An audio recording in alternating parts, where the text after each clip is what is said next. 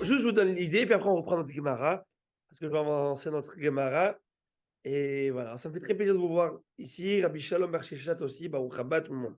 Alors, là, la question est comme ça. D'où on sait, c'est, vous dites légitime défense.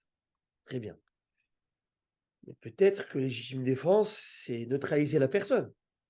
Neutraliser. Si, Neutraliser ne veut pas dire tuer. je suis d'accord, mais si c'est pas possible, le gars il vient, c'est le premier qui va atteindre l'autre. Donc, vous êtes le qui du Far West. Non, mais c'est ça. C'est ça, ok, je comprends. Alors, tout ça, On c'est va très donner bien. l'exemple de ces gens qui viennent attaquer les militaires qui sont aux postes frontières ou n'importe Ouais. où. Ils viennent avec des couteaux ou ils viennent avec des haches. Alors, Alors si j'attends qu'il arrive ou que j'essaie de le alors, il y a deux sources. Il y a deux sources il y a théoriques plus quoi qu'on va dire aujourd'hui, deux sources théoriques. Mais après, on va rentrer dans les. Ouais. Non, mais c'est même. Il faut le savoir que c'est même un recours militaire. Tu n'as pas le droit de tuer quelqu'un si tu peux l'atteindre. Mais on va le voir après, si c'est en pleine mission, si c'est en pleine action, il y a plein de choses qui rentrent. Parce que nous, on est là, on est assis sur notre fauteuil. Non, mais il y a Va là-bas sur le front et après on en discutera, ok? Mais c'est ça le sujet. Et ça va être même la question, moi, je vous donne de ce vendredi soir, qui a été posée au Rav Zilberstein à l'époque de Gaza. C'était bien avant, pas aujourd'hui. C'est une personne qui a tiré, qui avait tué, qui est en train de tuer là, des terroristes. Et tout d'un coup, dans cette action, en pleine action, il a eu, quand il s'est repassé le film de ce qui s'était passé après coup, il a quand même l'impression qu'il y en avait un qui avait levé les mains en l'air, comme pour dire c'est bon, je veux pas. Mais lui, il était là, et ben il a tiré, tir au pigeon, quoi. Et là, il avait plein de remords, et de savoir de faire teshuva sur ça. Est-ce qu'il était dans l'erreur? Est-ce qu'il a. Vous savez, c'est un problème de conscience. La conscience, elle marche, elle travaille. Comment faire? Que faire? Bon, je vous donne d'abord le pasouk de la Torah, puis après, Bezat Hashem, pour celui qui veut, au minyan de 7 heures, si vous êtes là, on va essayer de développer ça. Bezat Hashem, quelque chose nous donne la force. La Torah nous dit dans Parashat Mishpatim, Im Ganav, s'il y a un Ganav, c'est quoi un Ganav? Un voleur. Il vient Bemартeret. Marteret, c'est quoi Marteret? Im Bemартeret, il m'a dit Ganav.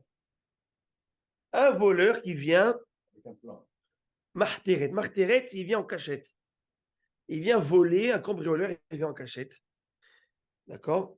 En soirée, habituellement, c'est plus en journée. Il vient chez toi. Tu le trouves. Véouka. Et tu l'as frappé, tu l'as tué. Va mettre. Tu t'es battu avec lui, il va mettre. Non, un voleur, ce que je sache, n'est pas condamné à mort. Oui ou non? On est d'accord. Ouais. Tu voles, tu payes le larcin. Ça s'arrête là. Ouais. Mais là, tu l'as tué. Qu'est-ce qui se passe? En lodamim. Traduction. En lodamim, pour ceux qui sont hébraïsants, il n'a pas de sang. Damim, c'est du sang. Damim, c'est aussi money. Vous savez pourquoi? Time is money. So, time, c'est mon. Ok? Il dit Rashi, Enzo Retira, ce n'est pas considéré comme un meurtre, ce que tu as fait. Pourquoi?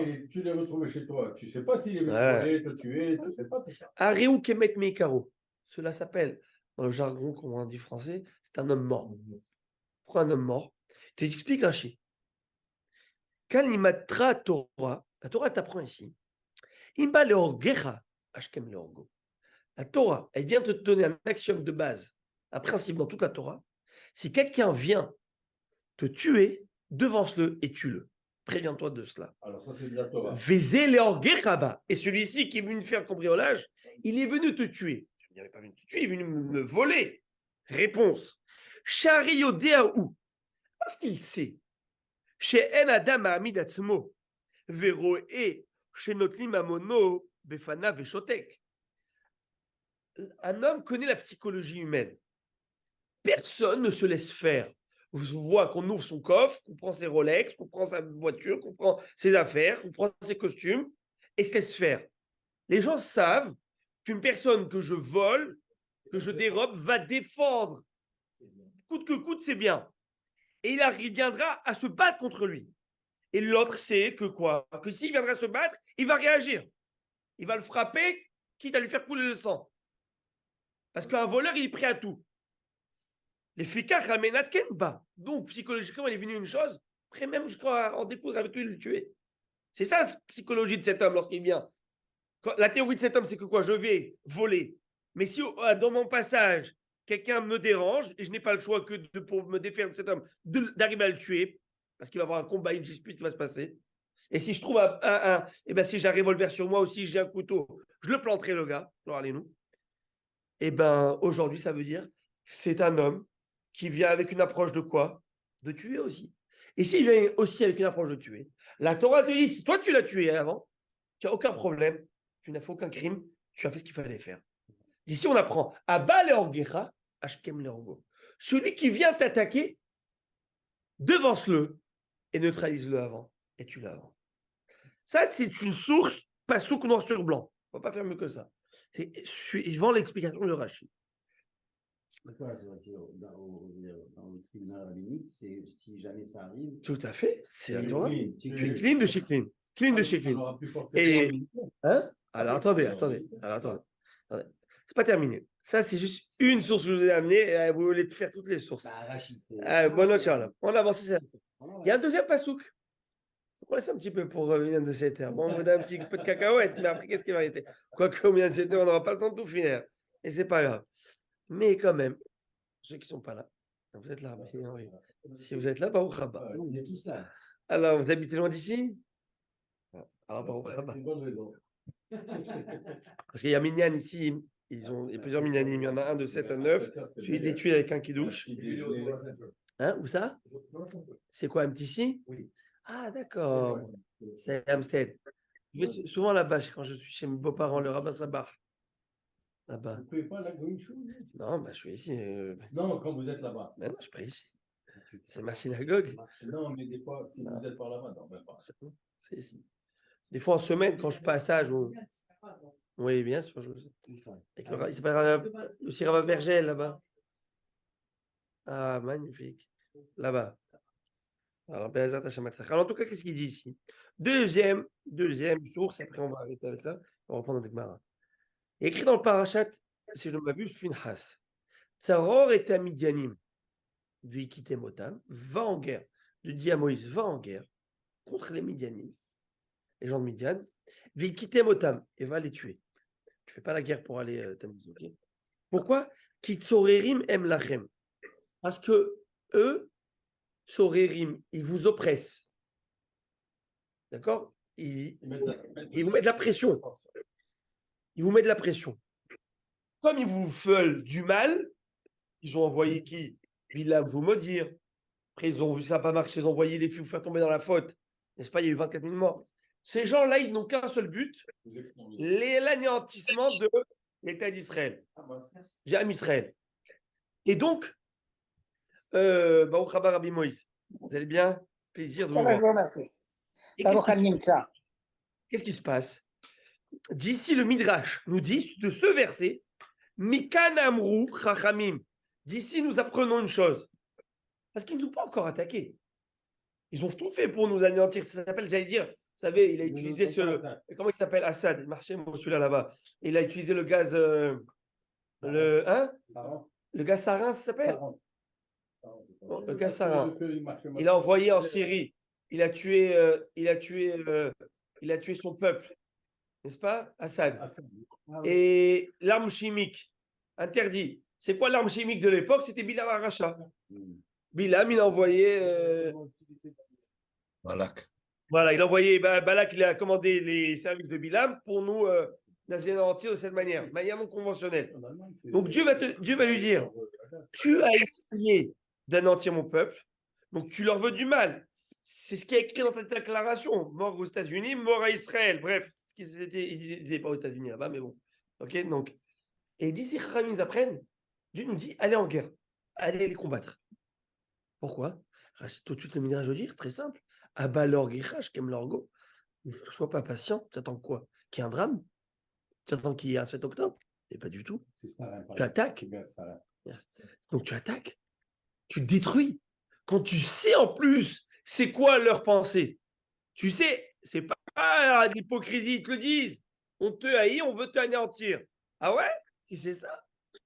La thématique de la Torah à ce propos, c'est à Balor Gechash comme l'orgo. Et nous, l'homme Israël, nous avons toujours été des gens qui proposent la paix. La paix, la paix, la paix.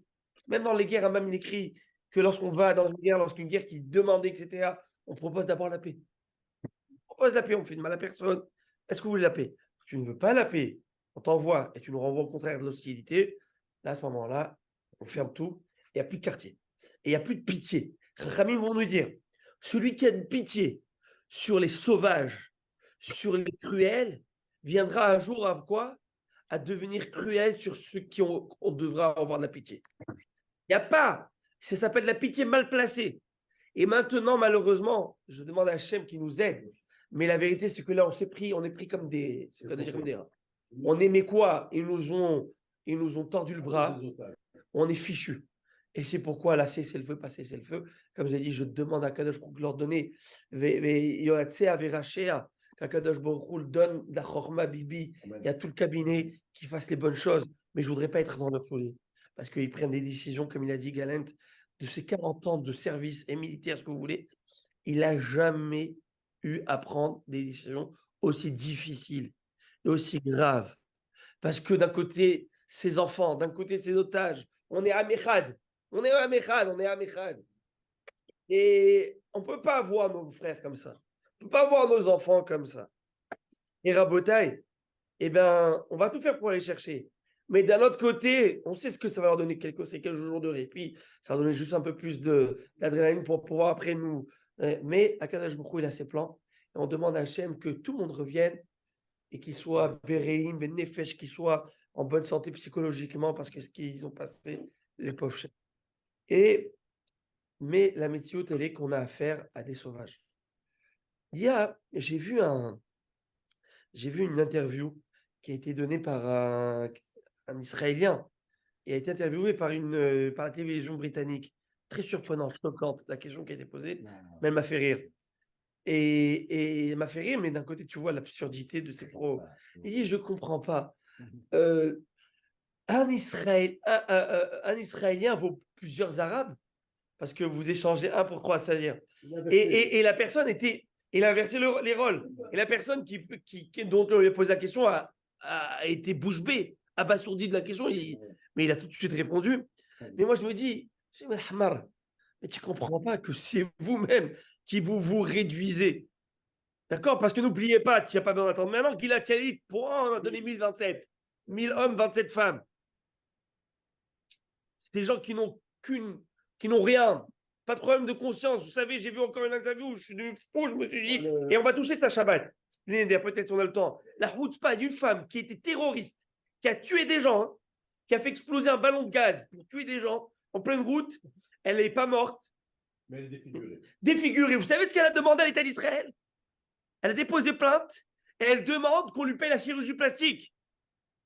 Mais moi, si je lui offre, je te montre. Mais pas du tout. Et le procureur a essayé les questions. Moi, je lui offre la chirurgie plastique. Et Yacine Noir, qui lui a fait l'opération? Celui-là quand il était en prison et qui était à l'hôpital chez nous. Mais il fallait lui mettre un. Bon, en tout cas, je ne vais pas entrer dans les liens. Alors, Rabotai, qu'est-ce qui se passe? Rabotai, qu'est-ce qui se passe? Mais nous, l'âme Israël, il est élevé, il est hors la goïm, il est exceptionnel, mais il n'est pas dupe et il n'est pas naïf. Et là, on verra donc Shabbat pour essayer de comprendre quelles sont nos responsabilités, jusqu'à où être éthique. Est-ce que ceux qui sont, lorsqu'on dit nous, on n'a pas le choix, on fait la guerre. Et la guerre, c'est malheureusement la guerre comme à la guerre.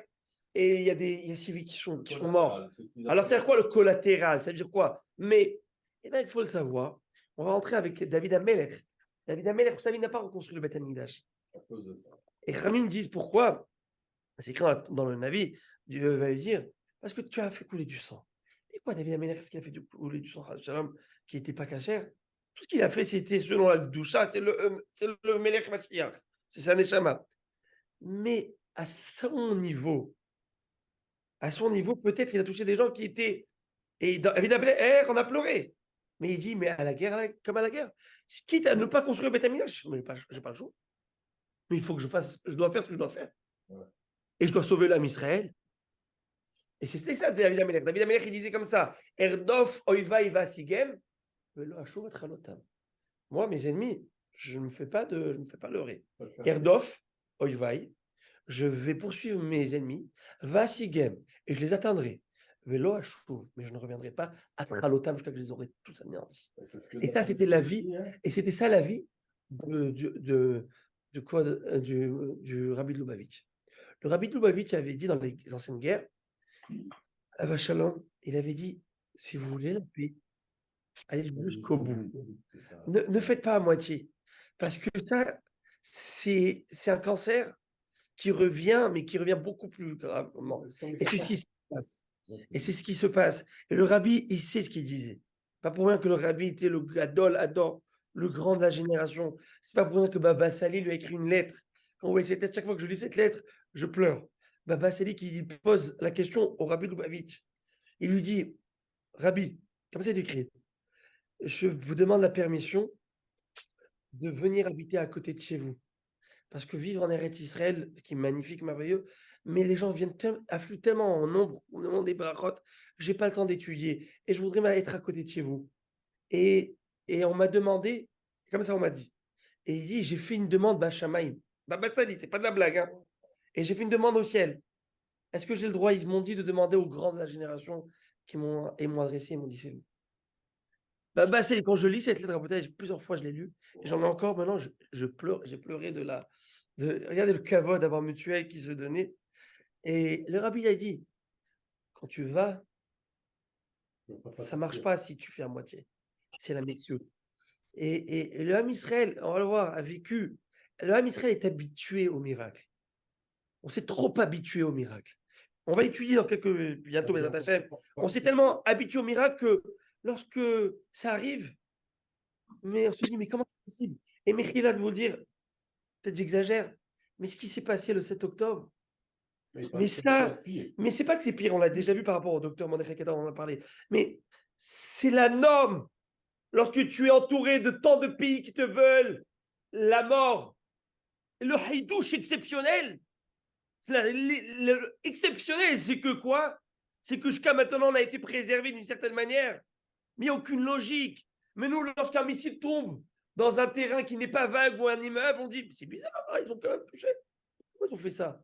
On s'est tellement habitué, mais n'oublions pas que si Akadosh Baruch Lo Shamar Ir Shav Amlou Shomrav Shav Shakad Shomer. Si ce n'est pas Akadosh Baruch qui protège la ville, tu peux mettre tous les capteurs au monde, tous les satellites. Wallo, rien du tout. Avec des crayons et des bouts de papier, ils ont fait leur plan et nous ont mis, mais quoi, sur nos genoux. Et Bono Shalom. Et quand tu vois que l'âme Israël a toujours été, c'est malheureux, mais des fois, il nous faut un réveil fort pour ouvrir les yeux. Et quand tu les vois aujourd'hui, ils rentrent à Gaza, et les gars, ils rentrent avec les titites, avec les télim, avec la prière. Je vous enverrai,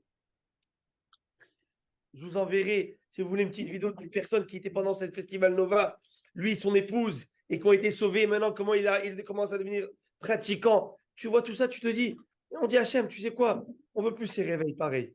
On a compris le message. On veut nous machir, Tzidkenu Be'ezrat Hachem.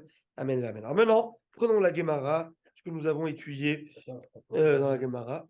Oui. Dans le même sujet, je ne sais pas si c'est une mais vraiment. Oh, Rabbi Michael.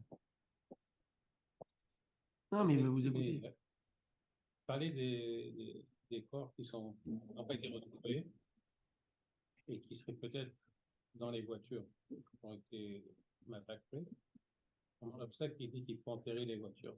Parce que la halakha, elle est que toute chose qui appartient aux morts doit être enterrée. Tout doit être enterré. D'accord? Ça, c'est dans... Du corps, pas le matériel. Du corps. Non, je parle tout ce qui est parti, toutes les particules du corps. Ok? À part que maintenant, aujourd'hui, ils font des greffes d'organes. Par exemple, d'un khayal qui a signé, qui dit que je suis prêt, si je décède dans le champ de bataille, qui me prenne un organe, rétine ou je ne sais, et qui le donne à quelqu'un pour sauver la vie d'une autre personne. Ça, c'est pécoire, c'est différent. Mais c'est vrai que toutes ces particules devraient être ensevelies. Et le travail qu'ils ont fait Zaka, qui est cette association qui est juste merveilleuse. Et si vous avez l'occasion de leur donner la tzedaka, il faut leur donner. Il y a même un musulman qui travaille là-bas et qui raconte. Mais en tout cas, le travail qu'ils font est juste inimaginable. Maintenant, juste un petit point du sujet qu'on a parlé juste avant. Vous connaissez le rabbin Aviner? Oui, Un rabbin qui est très Rav Shlomo Aviner, ouais. Il est Dati Leumi, Tzahal à fond et tout. Et lui, en 94, je pense, il y avait un monsieur qui s'appelait Skolnik, un Khayal, qui avait tué malheureusement d'une certaine manière malheureusement pas, je ne dis pas, mais un terroriste qui était donc pris en menottes et il a bougé, là aussi il a tiré et donc le tribunal militaire a demandé, les civils a demandé l'avis du Rav Aviner sur tout cela. Et c'est le gars qui rentre en toute la souga, mais Bezat Hashem Shabbat, au moyen de 7 heures, bien on pourra essayer de développer un petit peu tous ces détails, parce que c'est vraiment intriguant de savoir où est-ce qu'on se situe. Des fois, tu te dis, c'est quoi, il faut tous les truquer. Non, il y a une manière. Et comment? Et cette question était demandée aussi au Rav, le Rav Lao, l'ancien grand rabbin d'Israël. Actually, c'est son fils maintenant, le grand rabbin d'Israël, Kontaya Ashkenaz. Mais c'était son père avant, vous connaissez le grand Loulek, celui qui est sorti de Buchenwald. Alors, le Rav Meir Lao, on lui a posé une question, on lui a dit, c'était un survivant de la Shoah qui lui a posé la question, il lui a dit, Rabbi, moi qui faisais la résistance partisan, n'est-ce pas, et j'ai tué des soldats allemands qui étaient là en train de faire le guet, mais qui n'étaient pas en train de tuer quelqu'un. Et je les ai tués. Est-ce que je dois faire tes choix sur ça ou pas? Et donc, parce qu'il n'était pas là en train de me tuer. Mais donc, c'est une bonne question. Pas leur guerrage, qu'aime leur go, mais dans quel contexte? C'est quoi le norme?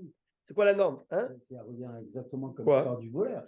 Oui, mais je ne sais pas parce que je ne sais pas s'il va venir me tuer. Je ne sais pas s'il va me voir. Si automatiquement, s'il te voit, il va. Voilà, alors j'appelle à votre logique, mais il amène des sources aussi, mais il explique cette idée que lorsque cela c'était une machine de guerre, où leur seul point c'était. Donc, ils ont un objectif très clair d'assassiner, de tuer.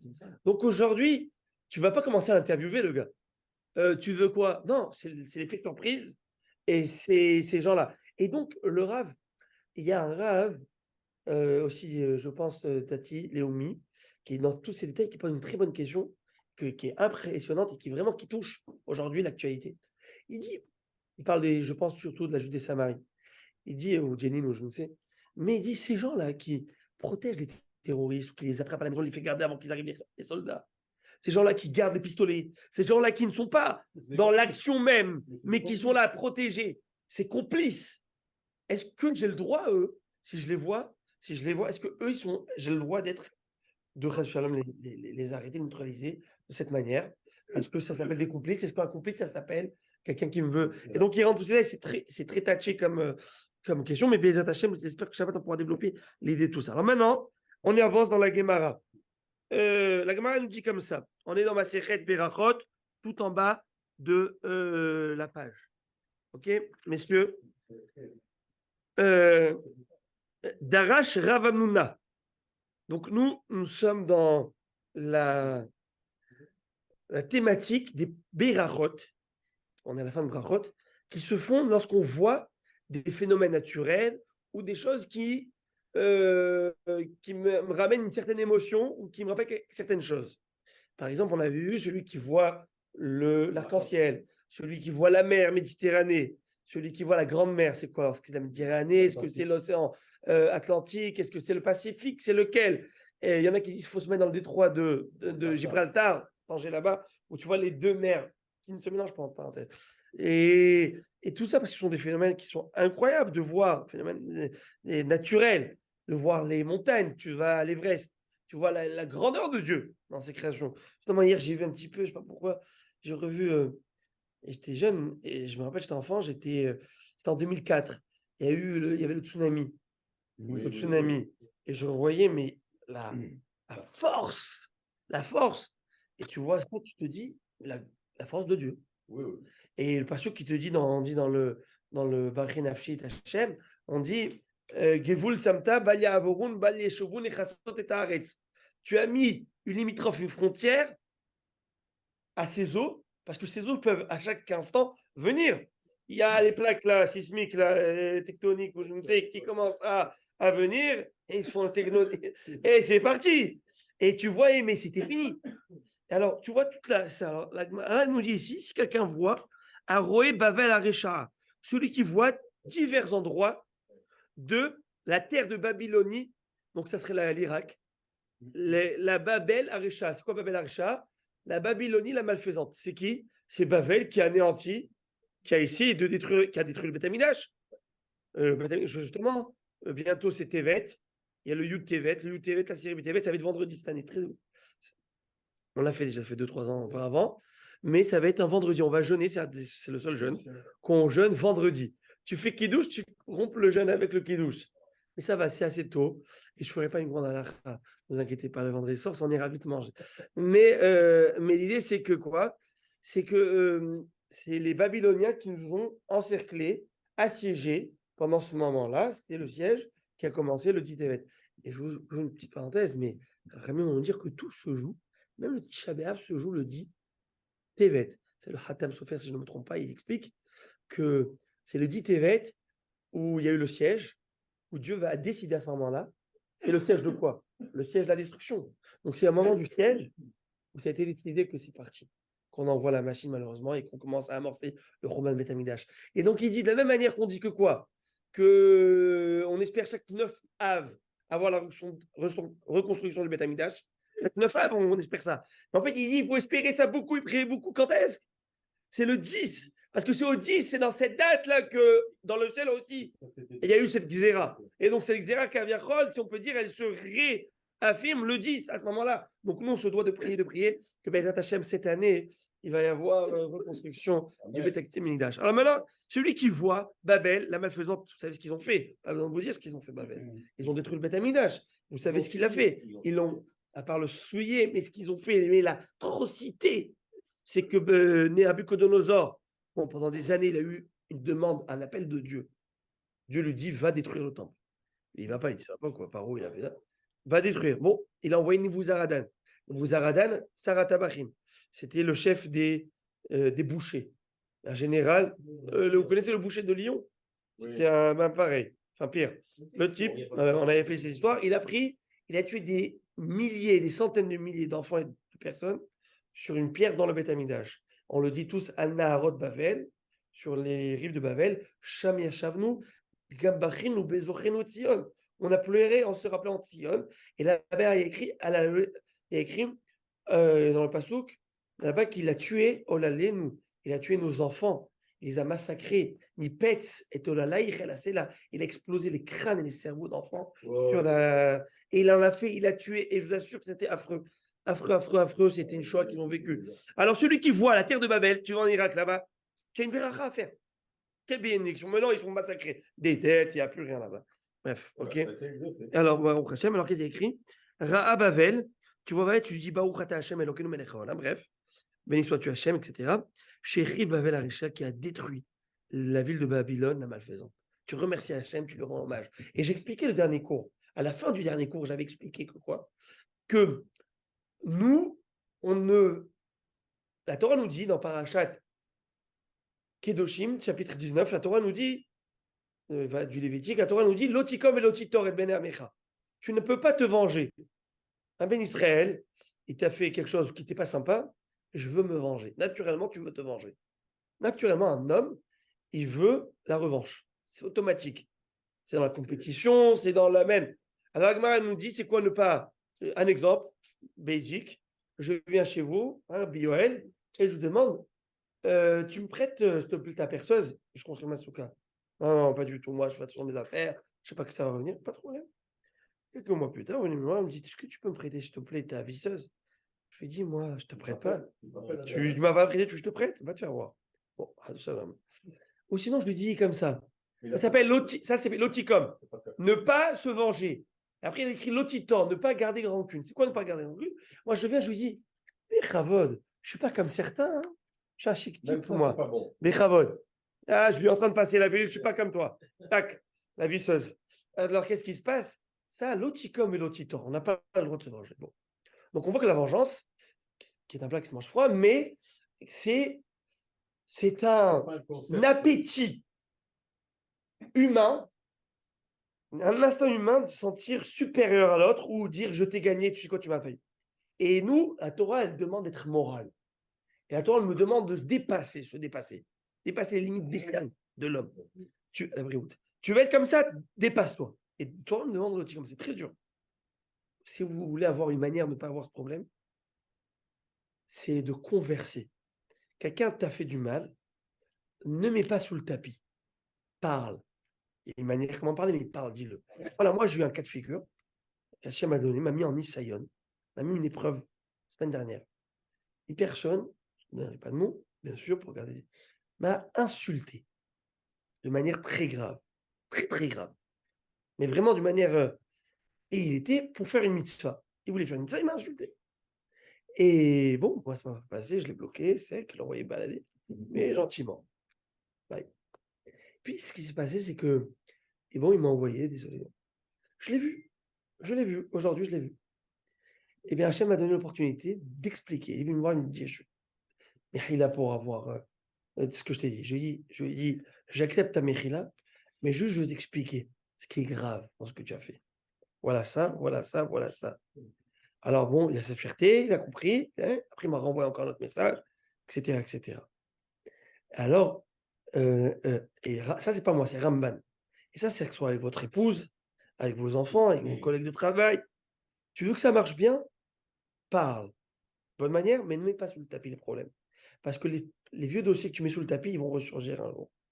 Mais quand ils ressurgissent, ces effets ressortent, ça devient bien plus grave. Donc, toujours, essayer d'avoir. Tu as un problème, tu as un conflit, ne l'arrange pas sur place, quand le gars il est bouillant, comme un jour de jour, mais explique-toi, parle. Et ça, Ramban Akadosh, Ramban Nachmani dit dans le Parashat Kedoshim, Lotikom velotitor. La Torah te dit Lotikom, mais comment je fais ça? Ah, tu veux savoir comment? Parce que juste avant, Ochiach tochiach et amitecha, velotissa la frette. Parle à ton ami, fais-lui le reproche, dis ce qui te dérangeait.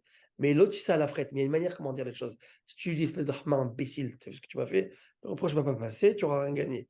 Mais si tu fais ça, l'ochiach tochiach, et bien lotikom et lotitor, et juste après le passage qui est juste après, kamocha, tu aimeras ton prochain comme toi-même. Tu pourras arriver à un vrai amour constructif.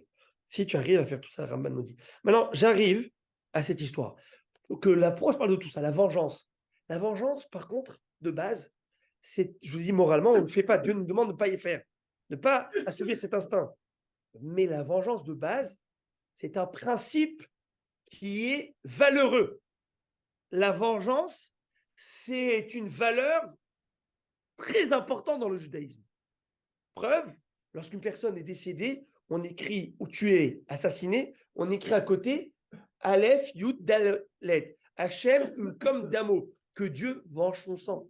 C'est quoi que Dieu? Mais on vient de dire que la vengeance, non. Nekamot Hachem, Dieu est un Dieu de vengeance. Parce que la vengeance, c'est l'expression même de quoi? De la justice divine. Et qu'il n'y a pas d'impunité dans ce monde. Même si tu as l'impression que le plus grand arnaqueur, rachat, mafioso, c'est lui qui réussit, c'est lui qui fait du chiffre, c'est lui qui fait. Patience. Akadosh Baruch Hu, il a tout le temps. Et Hachem donne la possibilité de faire tes chouvas. S'il te plaît, fais tes chouvas. S'il te plaît, fais tes chouvas. S'il te plaît, fais tes chouvas. Fais tes chouvas. Il est patient. Et il n'y a pas de tes chouvas. Et le gars, il a commencé à ranger. Il a changé. Tu sais quoi, il a changé? C'est très bien de changer, de progresser. Mais tes chouvas du passé, tu ne peux pas le faire. Exprime un regret sur le passé. Parce que qu'ils auraient on a dit, Dieu n'oublie rien. Il se souvient de tout. Parce qu'on a dit que le passé et le futur, pour lui, c'est conjugué au présent. Donc, il sait tout. Il faut savoir avoir du regret. Et quand on a fait des erreurs sur le passé, avoir ce regret. Aujourd'hui, tu vois des gens bémettes, même des gens qui ont perdu leur temps pendant des années sans limoud Torah, sans études de Torah, sans rien.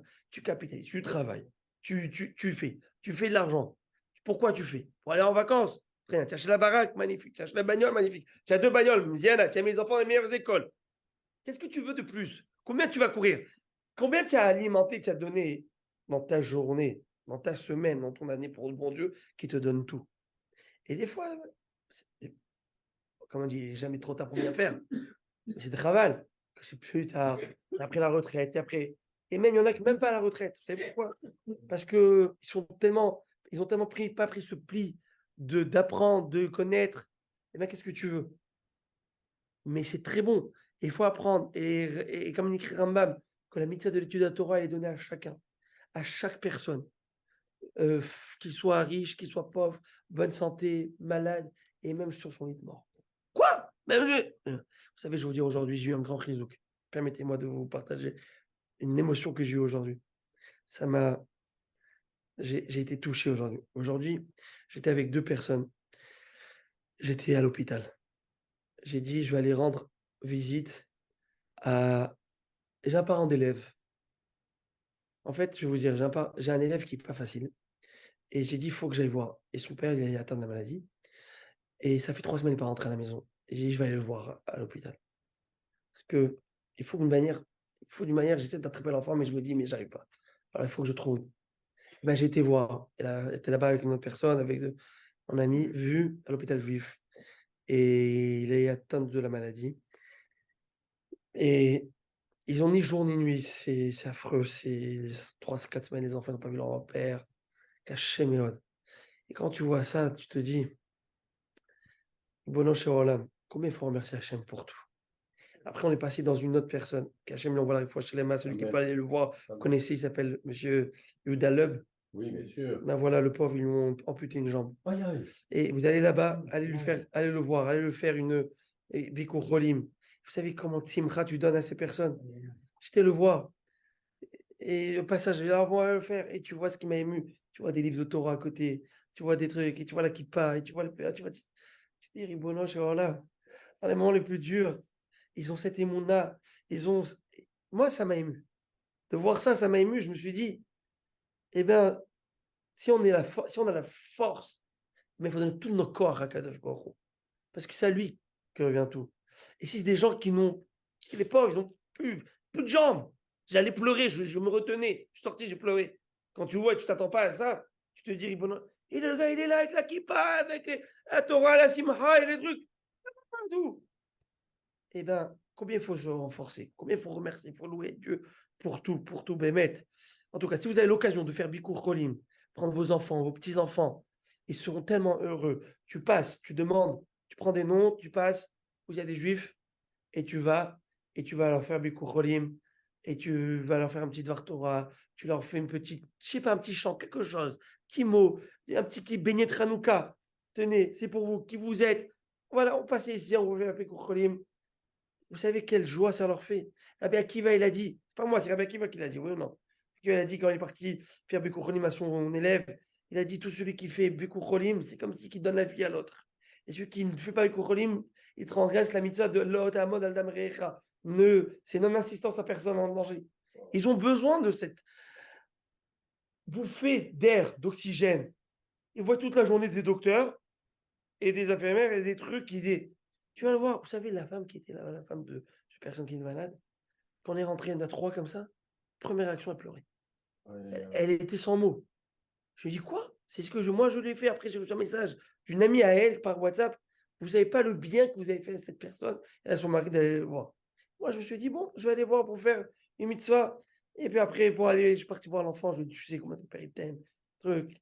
Les enfants ne veulent pas les voir. Ils n'arrivent pas. C'est très dur pour eux. Etc. Donc, si vous avez cette mitzvah du Kocholim, allez le faire. Maintenant, je reprends à ce que la Gemara nous dit.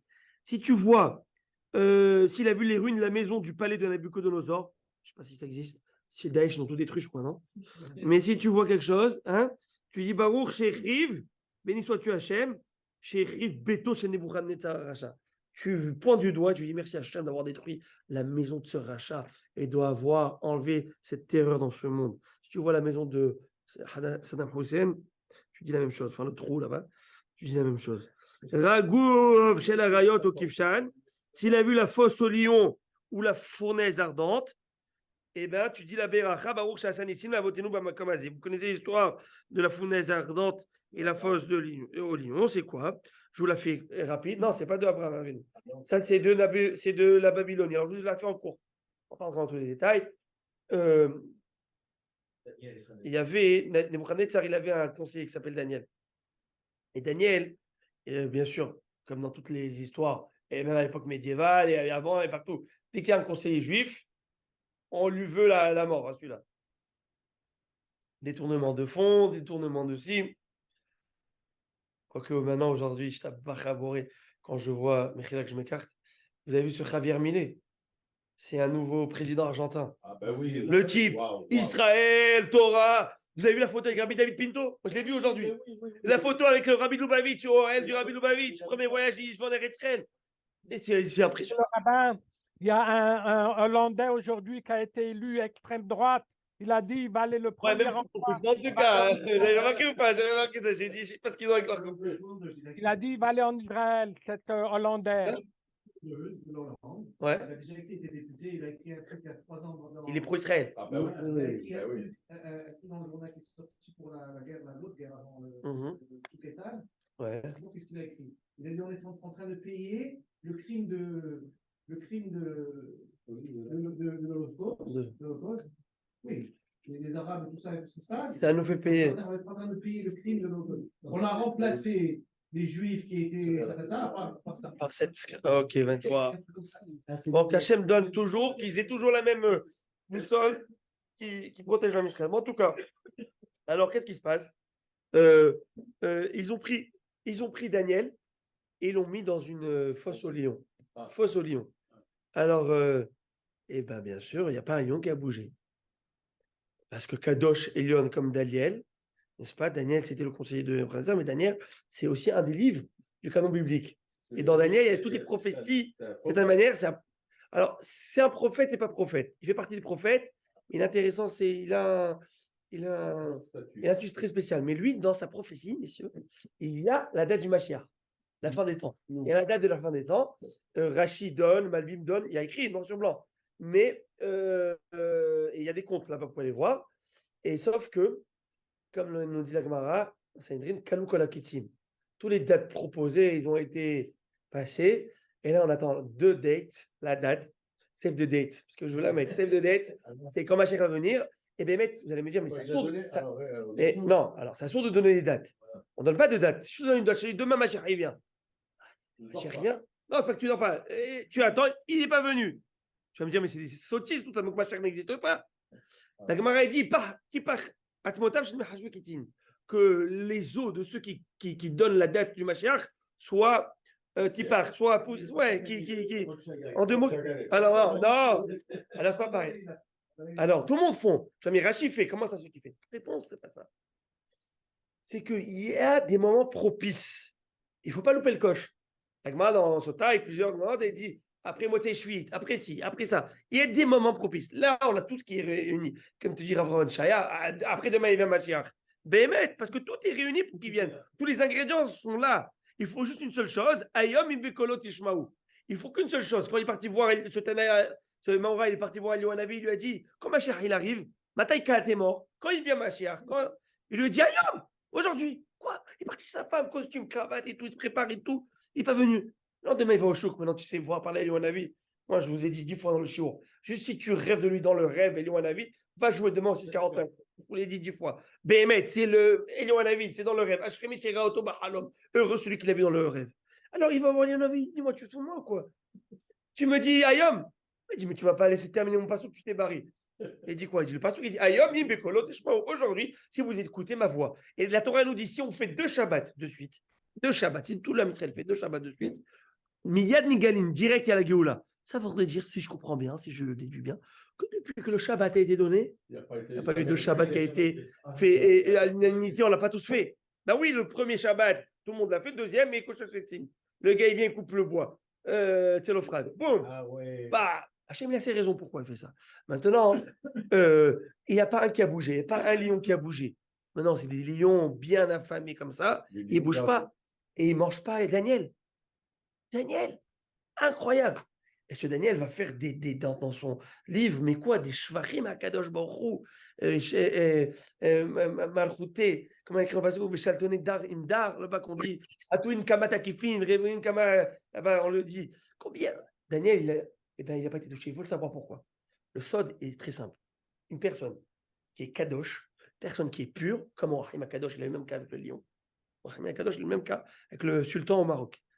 Quelqu'un qui est Kadosh, et la Kedusha se situe surtout basée sur tout ce qui est sexualité. Il faut le savoir. Sexualité et regard des yeux. Regard des yeux, sexualité, etc. D'accord? Ça, c'est la Kedusha dont on parle.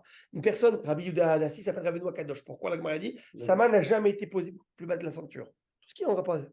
Le Kadosh, quand il est Kadosh, l'animal ne peut pas lui faire du mal. Parce que l'homme a été créé pour être sur le règne animal. Mais l'homme en tant que tel, le fameux homme avec un H majuscule que Dieu a créé, Adam Arishon. Mais dès le moment où il y a eu la faute, il fallait faire une protection spéciale à Adam Arishon. Après une protection spéciale à Caïn, etc., etc. Pourquoi? Parce que dès que tu as amené la faute en toi, tu deviens vulnérable. Mais si tu es Kadosh, tu n'es pas vulnérable. On avance. Celui qui voit la fosse au lion, il fasse la beracha. Merci Dieu d'avoir fait des miracles à nos ancêtres dans cet endroit. Maintenant, celui qui a vu la fournaise, l'endroit de la fournaise ardente, la fournaise de Hanania, Mishaël, Azaria. Donc, c'est qui ces trois grands tzadikim? C'est des grandes personnes, c'est des prophètes aussi. Ces grandes personnes, ils sont, on terminera avec ça le chiot, eux, Nebuchadnezzar, il va leur dire, il a fait une super grande, immense avodah zarah idole. Ok, et il a dit maintenant prosternez vous tous à l'idole. Et lui, bien sûr, il ne se prosterne pas. Les trois, ils ne se prosternent pas. Ça va pas ou quoi? Et bon, il a dit quoi? Vous ne vous prosternez pas? C'est dans le feu. Il faut crématoire, on y va. Et ils ne sont pas prosternés. Bon, et ils vont être jetés là-bas. Et qu'est-ce qui se passe? Hachem va les sauver. Le feu, c'était. Ça, ils connaissaient aujourd'hui les cheminées qui font artificielles comme ça, qui font pour faire joli avec le petit crépitement. C'était comme ça. Mais c'était vraiment chaud parce que les gens, ils venaient, c'est brûlant. Les gens qui s'approchaient mouraient. Et ils ont été sauvés. Bon, on les a ressortis de là-bas. Je vous dis une chose. Je ne vous cache pas que la Gemara a dit que si ils avaient reçu un peu de pression, la Gemara est honnête, hein, la Gemara, il n'y a pas de. S'ils les avaient frappés, ils avaient torturé, ils auraient fait la avodah zarah. La Gemara le dit. Pour te dire que les gens sous la pression, on ne sait pas de quoi ils sont capables, ils peuvent lâcher. Et on ne peut pas les juger sur la pression. Parce que même des grands, il y a qu'un il a fait qu'ils ne sont pas fait Khilul Hachem et ils se sont jetés. Et Hachem les a sauvés là-bas. Si tu vois ça, eh ben, tu fais cette prière. Vous savez, bon, ça c'est la fin de la citation, c'est ce que la Gemara nous dit, qu'il faudra faire cette prière là-bas. Juste pour petit kiff comme ça. Vous savez comment ils sont décédés? C'est bizarre, parce qu'après cette anecdote, on la retrouve plus dans toute l'histoire. Comment ils sont décédés, eux? C'est propre. Vous savez comment ils sont décédés, la Gemara nous dit? Non. Vous savez comment? Vous allez tomber des nues, hein? Préparez-vous. La Gemara nous dit, à cause du Aïnara. Le feu ne les a pas tués, mais après en sortant et dans la ville, oh gosse, ils étaient dans la fournaise ardente, pas mort. C'est Diké. Aïnara. Le Aïnara a fait ce que le feu n'a pas fait. Pour vous dire que le Aïnara, le feu du Aïnara, on avait tué ce sujet une fois. C'est ce gars, est-ce qu'il est vrai ou pas réel? Eh bien, métaphysique ou pas métaphysique, ça brûle. C'est comme le courant d'électricité, tu ne le vois pas, mais ça brûle. Alors, moi, la bataille, qu'Akadosh Baruch Hu puisse nous sauver de tout ce que les mauvais essais des Shaïm et qui nous envoie une grande atzlacha. Amen et Amen. Kadish? Monsieur le rabbin, Monsieur le rabbin, je voulais simplement dire que le rêve que Yaakov a fait quand il était endormi, c'était marqué ou Malaché, Elohim, Olim, Veyordim. Si vous prenez la gematria de ces 4 mots, vous avez 613. Donc, il a vu les 613 mitzvot dans son rêve, et 613, c'est 6, c'est 3, 9 et 1, 10, c'est les 10 commandements. C'est beau. Monsieur Bonheur, c'est très beau. Et si vous êtes là à Seudat Shlichit ce Shabbat, on parlera de ça, Bezrat Hashem. Juste un petit quelque chose. Vous savez, on parle des 3 Seudot. Shabbat, Seudat Rishona, Seudat Shenia, Seudat Shlichit.